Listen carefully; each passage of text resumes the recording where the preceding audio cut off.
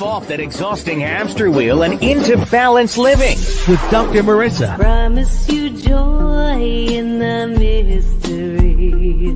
Dr. Marissa, also known as the Asian Oprah. Her mission, to be a beneficial presence on the planet. Her purpose, to be your personal advocate to live, laugh, love, learn. Her life motto, don't die wondering. Take back your life with Dr. Marissa Pay.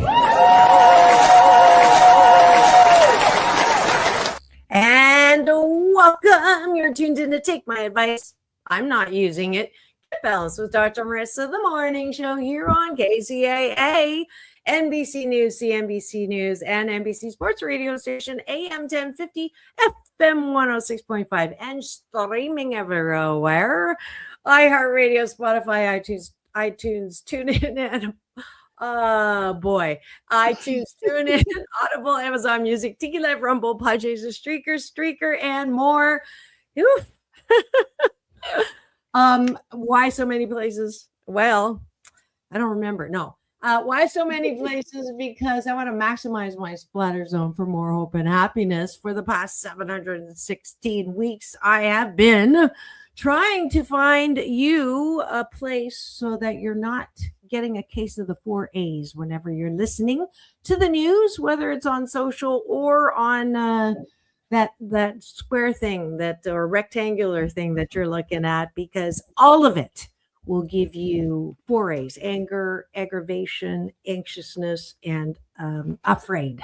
So instead, this is a show about hope and happiness. I have topics and guests and a special series to that. And today is no exception. You can tell from who's in studio that it is time for Doctors in the House with myself and Dr. Tiffanie Tate. She's a U.S.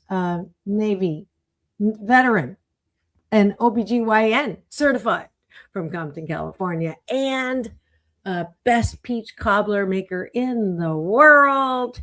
Also an author, also running for Congress. So she is my twin mult-hyphenate.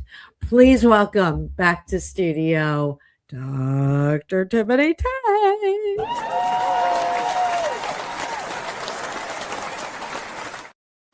Happy Wednesday, everyone.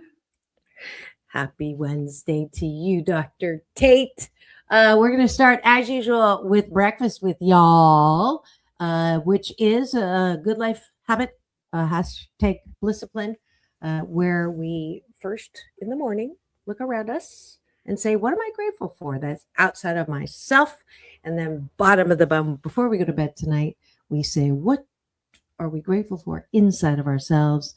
Not necessarily our internal organs, although that's possible, but our inner qualities, so that we fall asleep thinking about how good we are instead of what we didn't do right or didn't get perfect or who done me wrong. So that's why we do this exercise before we get started in whatever topic it is. Dr. Tiffanie, what are you grateful for this morning? I am grateful for spending time with my children before they go back to school. They both are in graduate programs. Mia's getting her MBA, Nathaniel's getting his doctorate, and they have had the holidays off. And I have had the opportunity to sit and watch TV with them, and I've had some mommy and children time. And granted, they're not little kids, they're big kids, young adults. And I really love to spend time with my big babies. But Nathaniel will be going back to New Jersey, to Rutgers, and Mia will be going back to school. And, she's still been working, but I've had some mommy baby time. And I'm thankful for that time with my biggins. Mm-hmm. Yes, I'm not grateful that even though we tried, he did want to come down to the beach and play games. And I gave him 4 different dates and none of them are working. So I will have to not be grateful for, no, I am grateful for the time we did have. As I said last week, around every topic has a positive end or a not so positive end. And I choose to look at this as I'm grateful for the time that Nathaniel and me and I and girlfriend's name again is Marissa, and you won. I know. So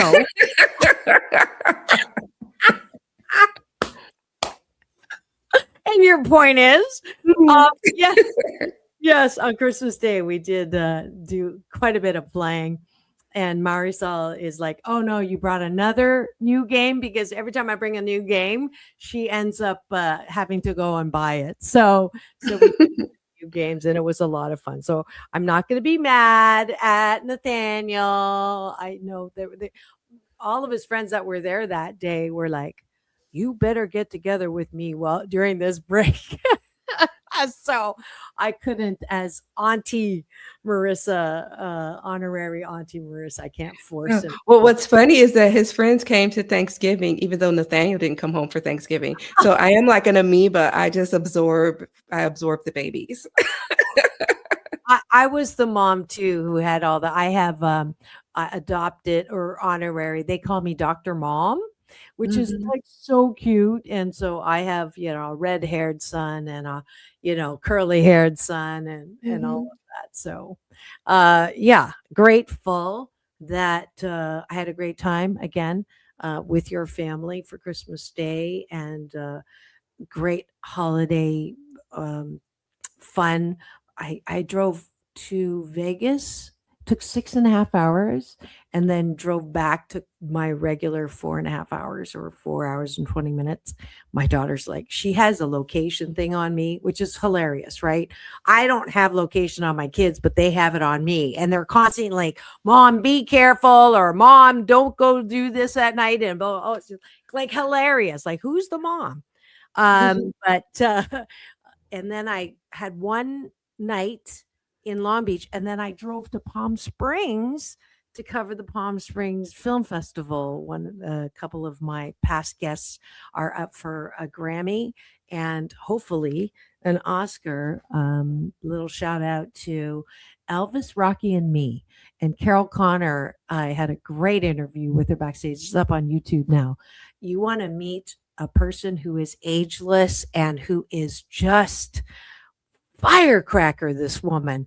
I thought I was animated.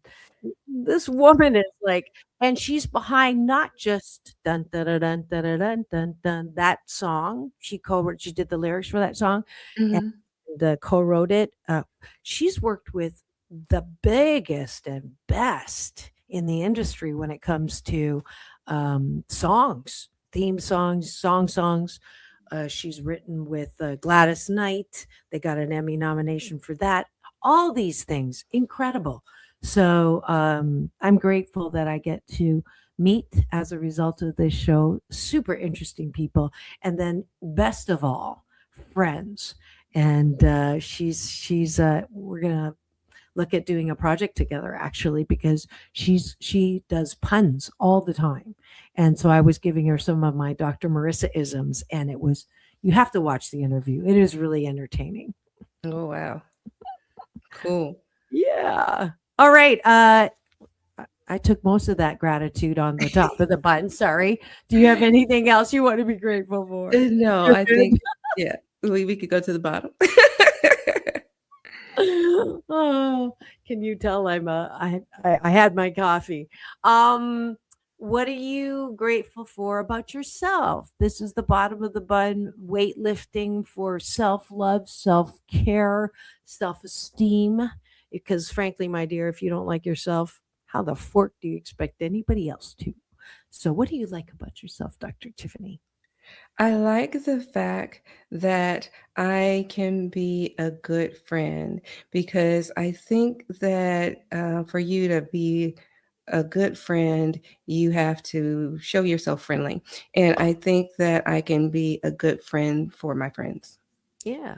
Yeah, beautiful. I am a good entertainer. I think that uh, I love laughter, my favorite sound in life, and I appreciate my ability to elicit laughter from people old, young, all different colors and all different situations, big audiences and personal. My bonus dad, 96, is his laugh is just it'll set my day, and I call him every day. Have been doing so for the last almost 17 years. So, especially this year, since his wife of 74 years before she passed in February, just this past February. Um, Listening to him still be able to laugh is such a gift. I appreciate that. Mm. And I like the fact that I can entertain myself. Sometimes, I was born an only child, but again, raised with my two siblings, from Right. Monty, but Yes. I can be alone. And some people cannot be comfortable Mm. alone. They are not comfortable in their own skin. And I can be very happy being alone. And I'm happy with the fact that I am comfortable being with people, but I'm also comfortable being alone as well. That is definitely a great skill. And the older, even though I don't age, I'm ageless. It is true. I really value my alone time more so than before. The more comfortable I get with me, for sure. Okay. I think that's good for breakfast. I hope you join me every weekday morning, live 98% of the time on Take My Advice. I'm not using it. Get Balanced with Dr. Marissa, the morning show. And you can have breakfast with me and whoever I'm with. And today it is my co hostess with the mostest for Doctors in the House with myself and Dr. Tiffanie Tate. we're a little both punchy here. What is the topic of the day? The art of persuasion. This is your mission if you choose to accept, to persuade or not to persuade. And why did you pick this topic, Dr. Tiffanie? Well, a lot of times people get influenced easily or not so easily. And in this new year, I thought it would be interesting to delve into it. And so I wanted to start with this question. Let me ask you this. Have you ever bought something, No. especially after the holidays? I'm sure everyone has been out shopping for at least something. And then later wondered, why did I even buy that? I I was know I just have. thinking that yesterday I know because I have. I bought something that was similar to something else that I had bought, both, very inexpensive. So I think when it is inexpensive, I am definitely more of an impulse buyer. When it's more expensive, I have to really, really love it. But it was like, I bought something like this before and I donated it back. So why am I buying another one? And then sometimes it's not even because you needed it, not because you planned to, but because something or someone even convinced you to do it. Yes, I am guilty of being a Mhm. victim of persuasion. I see where Yes. you're going Ding, with this. ding, ding, ding, ding. You're out with your friends are like, oh, you look good. You deserve it. You should go for it. Mhm. Absolutely. They are spending your money, encouraging you to spend your money. And you're like, here is the truth that most people don't even realize it. You are being persuaded every single day, whether it's by ads, by headlines, by social media, by friends, by leaders, and sometimes by yourself. So today we're going to talk about persuasion. We're going to smack it, flip it upside down, and spin it around and delve into it and talk about what it really is, how it works psychologically, how to use it ethically, because it Mhm. can be used ethically, and we can use it for our own personal benefit, and how to protect ourselves from being manipulated by it. This is such a hot topic for me because there's nothing that will turn me off more than the feeling that someone is pushing me to do something that I don't want to do, don't feel the value of, and therefore it makes me reticent to do the same when everyone's like, "Oh my god, you have so many people that are liking you and influenced by you. You've got great number, da da da da da. You need to build a funnel, you need to have a call to action, you need them to be able to, buy something." And I hate that. Like with a passion, much to my demise, because I have products that I don't talk about. People, it's funny, people will say, "You're such a good self-promoter." And I used to take that as an insult, but now I take it as a compliment, because you can have the best light in your life, or you can have the best skill, but if you be the best that you can be and not broadcast it, it doesn't matter what you're good at, because people don't know about it. So yes, I am a good self-promoter. However, when it comes to selling things, I am just, you say the word funnel and I'm like, I don't want to try to convince you to buy something that you don't want. It doesn't. And at the same time, everybody does it, right? Keep saying, build a field of dreams. If you build it, they will come. And it's true. I built this show 13 years ago. They said it wouldn't last more than a year. And people come because they know I'm not going to talk about politics, headlines, religion, anything that is going to cause that. Rah! And at the same time, I have people that say, now you have an audience, you have 4.6 million impressions. They want more. You got nothing in front of them to give them. And so I'm between a rock and a hard place, because I get it. And at the same time, it's all related to persuasion. Persuasion to me is a dirty word. But see, that's the thing. Persuasion isn't evil, and it's not always manipulation, and it's not always trickery. It can just be influence, and influence is power.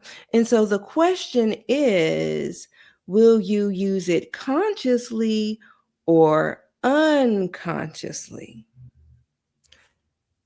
Well, I don't want to use it consciously, because I will be the first to say, anyone that tells you that this is the way to blank, that's bullshit talkie. There's many different ways. There's lots of people that can help you be happier. That's my brand.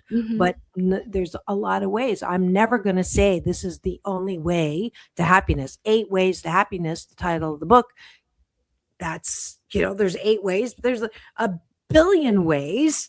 These are just mine that have helped people who've had similar childhood trauma as I have. So what gives me the right to say that, I don't want to have to persuade you that this is the way? Yeah. See, I think persuasion is kind of misunderstood, because most people think persuasion is convincing, arguing, pushing, and winning. But that's not really persuasion. That's more like a resistance. Real persuasion is more aligning. It's helping someone move towards a decision that already makes sense for them, even if they haven't seen it clearly yet. So here's the key distinction. Manipulation benefits one person. Persuasion benefits both people. So manipulation is going to hide the information, whereas persuasion reveals clarity. So manipulation is like putting pressure on the person, whereas persuasion is guiding the person. And so here's the key distinction that's really, really important. Humans do not make decisions logically. That's something we don't do. Common Sadly, sense is uncommon. yes, it's sad, but it's true. We like to think that we do, but we really don't. We decide things emotionally and then we justify them logically. That's why we can have all the facts in the world and still not persuade someone, because persuasion is not about information, it's about meaning. And meaning is built on trust, emotion, identity, and belief, because people don't follow the best ideas. They follow what feels the safest. Okay.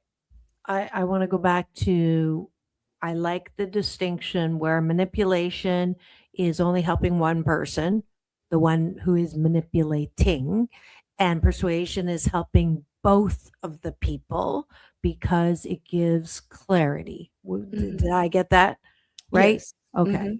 So that's an interesting way of looking. It makes it less distasteful for me. Okay. I'll contemplate that. And then you bring in some logic. So let's talk about logic for a moment. Logic is important, but it's not persuasive on its own. And logic is important because it helps to persuade people, because no one would smoke if logic was brought into it. But we don't always utilize logic. Yeah. And everyone would save money if we utilize logic. And everyone would eat healthy if we utilize logic. But that's not our reality either. Why? Because logic answers what is true. Emotion answers why it matters. And persuasion lives in the why. So that's why we have all these little factors that kind of delve into everything. So if someone doesn't feel understood, they won't feel persuaded. So the fastest way to lose influence is to make someone feel stupid, wrong, or judged. And that's why we have the world that we live in, because people are always minimizing people and making them feel stupid, wrong, or judged. And so the fastest way to gain influence is to make someone feel seen. And that's how people are able to persuade people, because they make them feel seen and they're able to communicate with them, because people may not remember what you said, but they always remember how you make them feel. So I got so many things running through my head. It's big. My mind is like a dangerous neighborhood. You don't want to go in there alone. Yeah, this is a doozy, people. This is a doozy. Yeah. It's like, okay. I know the allusion to politics was made. We're not talking about politics. No, we're just talking about how people relate. Yeah. No. And it wasn't an accusation to you, but it is. It always is very amusing to me how it's one thing to get to the belief system that you have, your experience in life, the teachings you've had, what you have worn through your life is going to affect what you think. And everybody does have a right to their own opinion. What kills me is why some people feel the need to take it one step further and say, everybody has the right to my opinion. Like, why can't people just allow people to have the belief systems that they carry? Why is it so threatening for people to allow other people to have their own belief system about whatever it is? And the answer is because people have not only a belief system for themselves, their belief systems encompass the world. So it's my way or the highway, and what I believe is the truth. I know the truth. Therefore, if you don't accept that truth, you're wrong. I'm right. And that Mhm. is the demise of humankind. It takes the kind right out of humankind. And it's so sad to me. So sad. Absolutely. Mm. Absolutely. Because when you look at how things get broken down, people need to start respecting people's feelings and respecting people as individuals.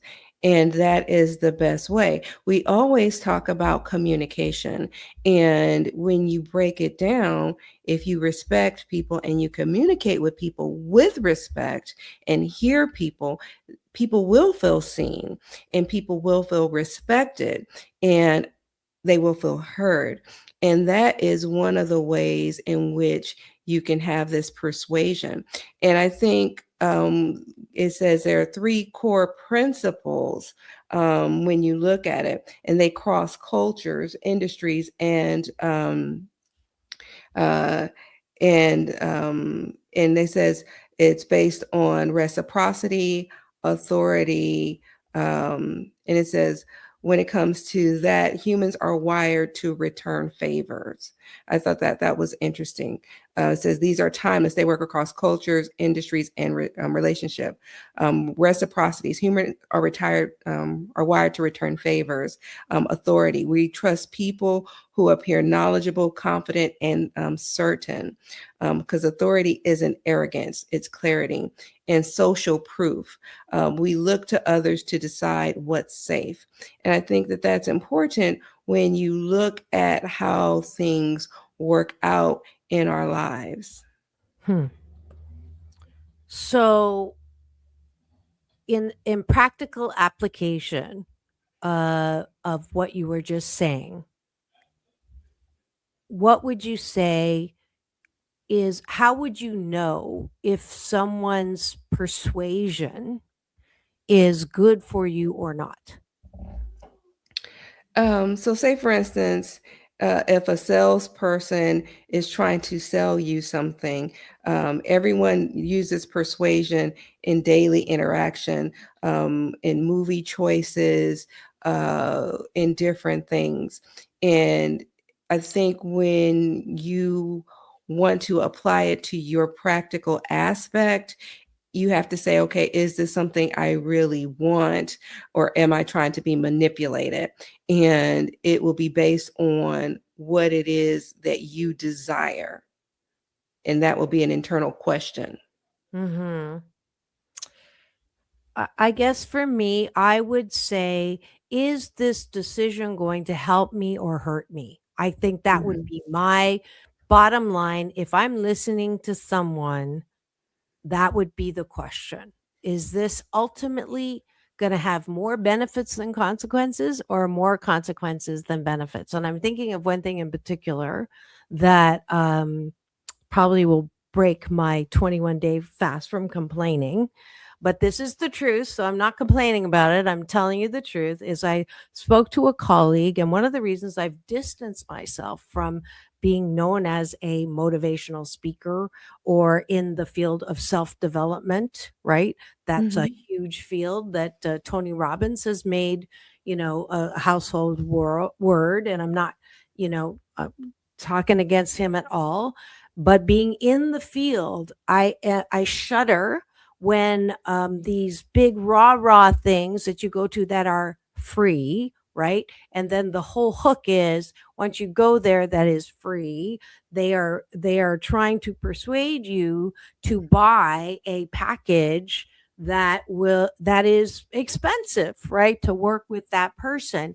And I was horrified to find out that my colleague actually has distanced himself, but he was involved with two women who they did a workshop together, or an event, and they gave the attendees a break, a non-scheduled break, to go call their credit card companies to raise the limit so that they could afford a $15,000 coaching project. And I was horrified.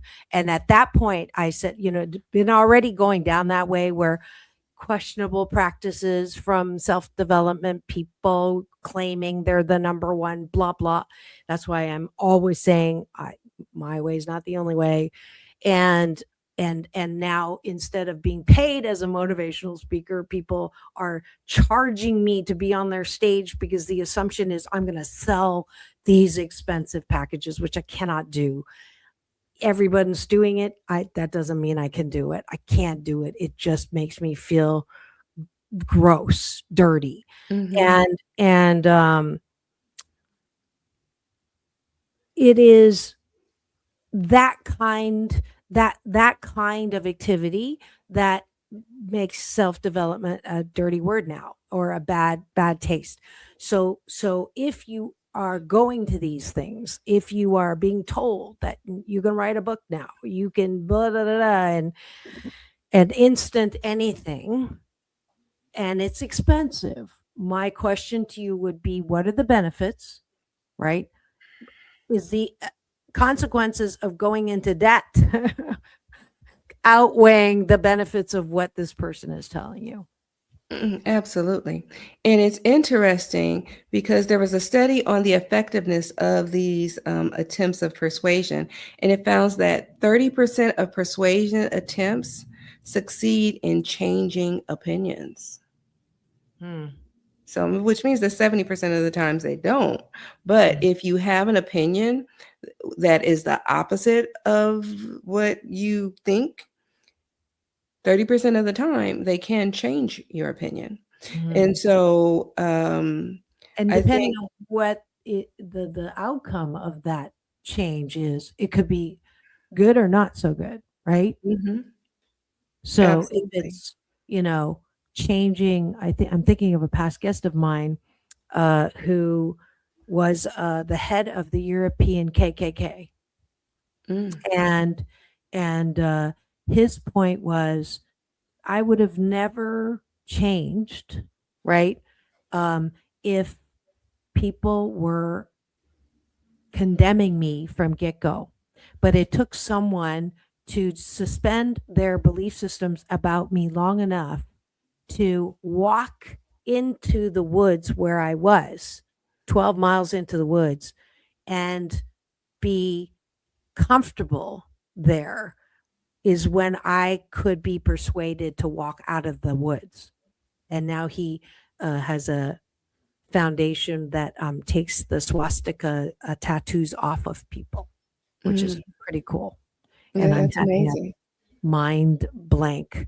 I have great memory, but my recall sucks. But I will remember his name by the end of the episode. It's awesome. And we are overtime to take a break. Okay.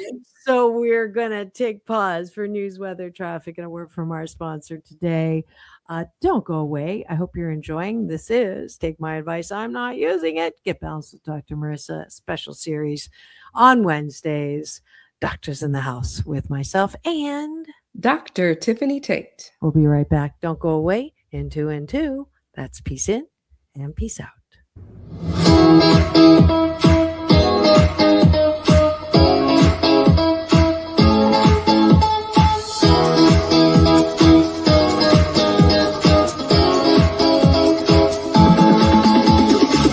Take back your life with Dr. Marissa Pay. Hello, my name is Dr. Tiffanie Tate. I am a board-certified OBGyn, a veteran officer of the United States Navy who served during the global war on terrorism, and I am running for California Senate Seat 32. Please visit my website at votedrtate.com.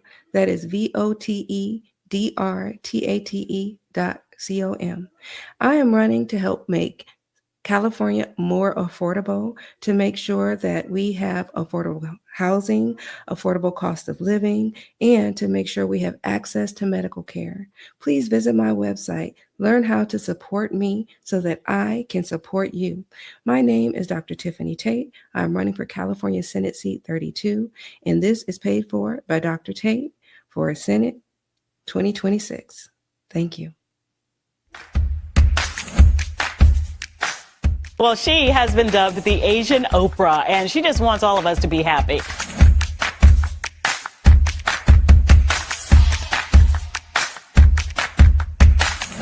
Dr. Marissa, aka the Asian Oprah, says the most important thing you can choose is choosing to be happy. You are tuned into my weekly talk radio TV show called Take My Advice. I'm not using it. Get balanced with Dr. Marissa.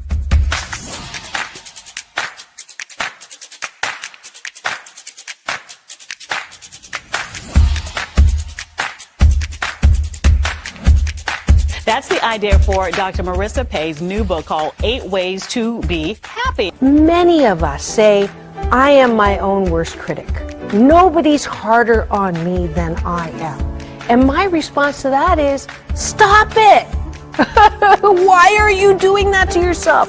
You have to be your biggest fan, because if you can't at the end of the day say, I did a good job, who is?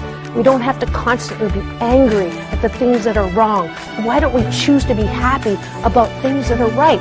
We have the choice. That's our muscle. And life is so amazing if we can see it.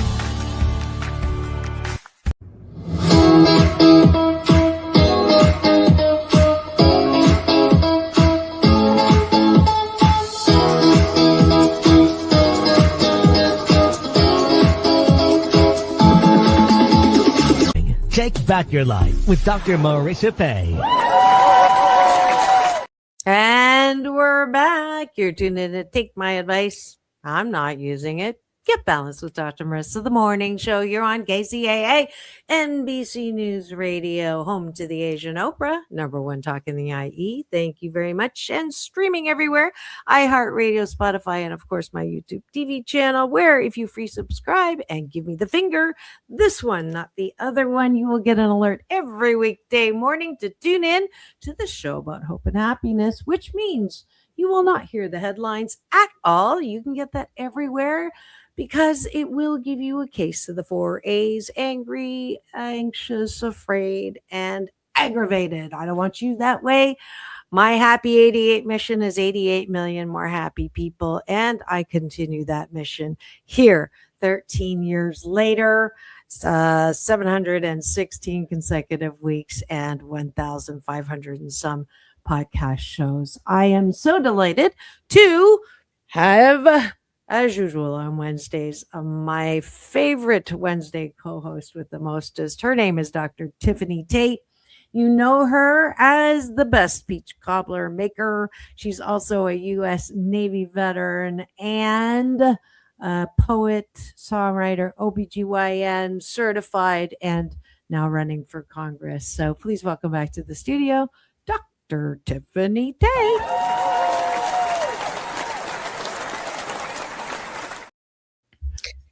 Always a pleasure to be here. And what's the topic we've been talking about? Persuasion. To persuade or not to persuade? I like suede. I don't like being persuaded on things that I don't need, don't want, don't like. And I certainly and my pet peeve is people who seem to think that their views are the only way to think about something. And I'll let them go ahead. But you know, the most persuasive person is the trustworthy individual who has the most extensive knowledge on the topic. They're going to likely win you over. And it's interesting because they break it down, because they're like they say there's the ethos, which is the credibility of the person, because they're going to win your trust. And then they call it the pathos, which is the emotional connection. So if that person is able to connect with you emotionally, make you feel seen, make you feel valued, they're going to establish that connection with you. So you'll be locked in. And then there's the logos, that logic. So if they have you and they connect with you, it doesn't matter. You're like that moth to that flame. You'll be drawn in. You're likely to be persuaded in part of that 30%. If it is something that is, okay, let's put the moose on the table. That's my Canadian version of talking about the elephant in the room. So, religion and politics. It's one thing to say, this is what I believe. It is one of the reasons why we're not supposed to talk about religion and politics is it is so divisive. And it is one of those things that it's not good enough that I believe this. You have to believe it too, right? And if you don't, you're wrong or bad or both. Well, even if you don't want to talk about that, you can take the weight loss drug. you can take something scientific and say, okay, everybody's jumping on that bandwagon, and say, okay, let's take this. You have some people who are, using the shot or using this and saying, okay, you got to do this. That's the new hip thing to do. Go for it. They're not talking about when you go off of it and the yo-yo effect. And right. Yeah. And you have to be on it for the rest of your life. You can talk about lots of different things. It's not just limited to religion, politics. You can talk about lots of different things. But there is the emphasis that I'm right and you're wrong, more so in religion and politics than weight loss. Absolutely. So who's the concrete thinking? Right. So who's to decide what the truth is? And that is when you as an individual need to have that internal belief system to know where you are willing to draw the line and set your own internal boundary. And I can't decide for you. Dr. Marissa can't decide for you. Only you will know what you want to do. Because I can only persuade you so far. Dr. Marissa can only persuade you so far. And whoever is talking to you, who is actually trying to persuade you so far. Because I have my own religious beliefs. She has her own religious beliefs. And the person trying to persuade you has their own religious beliefs. And I think that it's important because there are all these different dynamics. There are the 4 P's to human persuasion: the power, the positioning, the performance, the politeness. And as they approach you, they're using all these different dynamics to get you to where they want you, to draw you in and to entice you. And it's kind of like going on a date. They have this mask and they have their best foot forward, and they're going to show you all the glamour side. And so you will decide which shoe fits for you. But if it fits, great. I think that's great. But if it doesn't, only you can decide if you want to stay in that relationship or not. So I just thought of something, a tool to use when someone is trying to persuade you about something. I would just cut to the chase and say, what's in it for them? Like, why are they doing this? Right. And then ask the question, what's in it for me? Because if what's in it for them is just solely selfish for them, it's really not for you, then you can say, talk to the hand, bye-bye, thank you very much, right? But if it is something for you that might be beneficial to you, then it's a, what's that saying in the 12-step program? Contempt before investigation. So isn't it a value that everyone be as open-minded as possible before they come to a close, and then revisit their closed-mindedness about anything once a year? No, absolutely. Absolutely, absolutely. Because persuasion is not just for salespeople. We use persuasion on a daily basis. You use it when you ask for a raise. You use it when you pitch a deal, pitch an idea.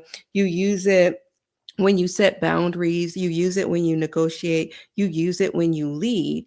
Even silence can be persuasive. Even tone can be persuasive. Body language can be persuasive.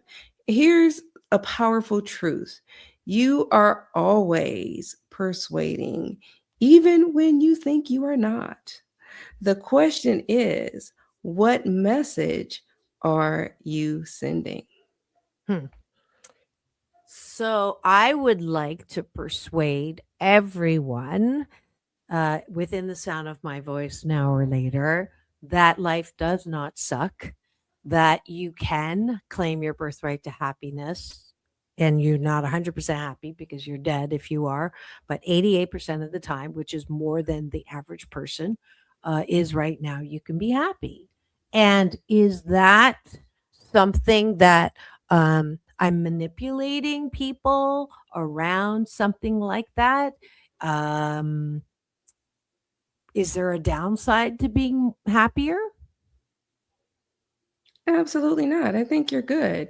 And I think it's the most important thing is that you want to draw a distinctive, clear line, because ethical persuasion, it informs, it respects choices, and it leaves people stronger. Manipulation hides information, creates fear, and it removes autonomy. And red flags of manipulation, it creates environments of extreme urgency. It is fear-based language. It Mm, creates guilt or shame. And it's like everyone else is doing it. It's mm, like this red flag and oh my goodness, oh my goodness. So if you feel rushed, scared, or confused, hold up, pull up, slow down. True persuasion can wait. Manipulation cannot. And I think that that's key. We want to pause and take a beat. mhm. Absolutely. Those are really good words of advice. That's why I have visceral reactions when somebody will say a limited time offer. This is only good, for now. And I understand it's a sales tactic. I'll never forget, I worked with this woman who was gonna help me for free, and it ended up costing me, thousands of dollars just to end things with her. I will never, ever, ever, ever, ever, hire someone who says that they're gonna help me for free. I learned my lesson on that one. But she would, you have to offer products most expensive, middle, and low because people are going to buy the one in the middle. Therefore, you have to have those three options. All of these to me sound like, well, it's marketing, number one. So basically, marketing equals persuasion is, Mhm. and I have to get over that because on one hand, it is the way it is, or is it? I'll ask you: is it true that da da da da da? I do market. I mean, you have to market on one hand, like I said, be the best that you could be and broadcast it. You have to know how to share what it is your unique talent, gift, and ability. But aren't I just criticizing that very thing? Absolutely. Absolutely. And I think if you want to become more persuasive, start by listening more than you speak, What? asking better questions, and speak in outcomes, not features. And tell stories instead of just facts, because you want to match energy and language. And you want to be calm because desperation repels, because you don't want to be desperate. Before you try to persuade anyone, ask yourself, What do they truly want? And how does this help them? I think I've come to a personal place of peace if I can change my mindset about persuasion and change it from manipulation to sharing information, making that clarity you talked about before. Then I can see persuasion as not a bad P word, like the other bad P word. And I can actually say, okay, this is about educating people about something that they may not know everything about. At least this is my take on it, right? This is Absolutely. Yes. what I have learned and or experienced. I can be okay with that. Yeah, because persuasion is not about control. It is about connection. And it is about understanding human behavior deeply enough to guide and not force decisions. Because when it is used ethically, persuasion builds trust, it creates momentum, and it can change life. So this week, I want to encourage you to pay attention and stay alert and notice when you are being persuaded and when you are persuading others and when you are persuading yourself. Good. I'm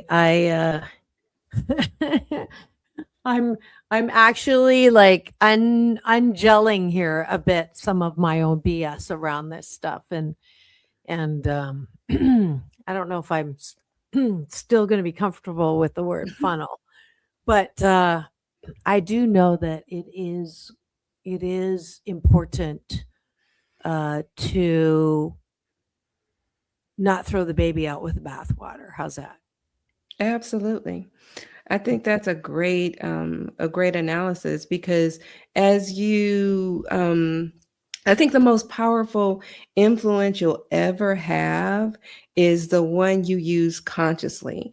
And by not throwing the baby out with the bathwater is conscious awareness.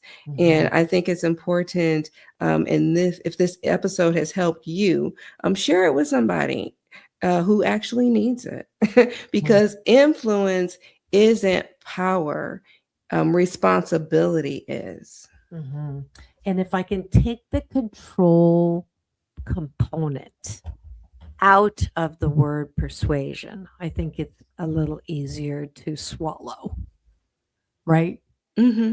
Yeah. I could go somewhere with that, but we're not going to go there. Yeah. I'm so naughty. Go ahead. I was going to say it's interesting because Aristotle argued that effective persuasion requires a balance of the elements of ethos, pathos, and logos. And he said that with speakers demonstrating good sense, goodwill, and moral virtue, evoking feelings like pity or fear, and using reasons, examples of facts to move an audience to action. And I thought that was interesting, because if we have a balance of all of these things, we can effectively move ourselves to have a good balance within our lives. And I love the word balance. So I thought you'd like that. To persuade me, speaking of which, to go there. Any other research? No, that's it. I don't see any. Oh, well, I am persuaded that persuasion is not necessarily a bad thing. For me, my Happy 88 challenge would be to, first of all, self, right? The buck stops right over here. In what ways am I trying to control versus clarify? In what ways am I trying to manipulate versus create an openness or an understanding that someone may not have had about something, someone, or an event that they didn't have before? And I think with that, that will make persuasion a more positive thing, because that's all about me, positive, right? Final word. That was my final word. What's yours? Well, Abraham Lincoln, he said, if you could win a man to your cause, first convince him that you are his sincere friend. Very good. I automatically went, well, I don't want to be friends with everybody, but that's enough out of me. We're going to work on Dr. Marissa, people. That's a lifelong clinical study. Thanks so much for joining us today. As usual, you can, if you just tuned in, you can find this episode and all under the playlist Doctors in the House with myself and Dr. Tiffanie Tate. And we'll see you next Wednesday for this particular show.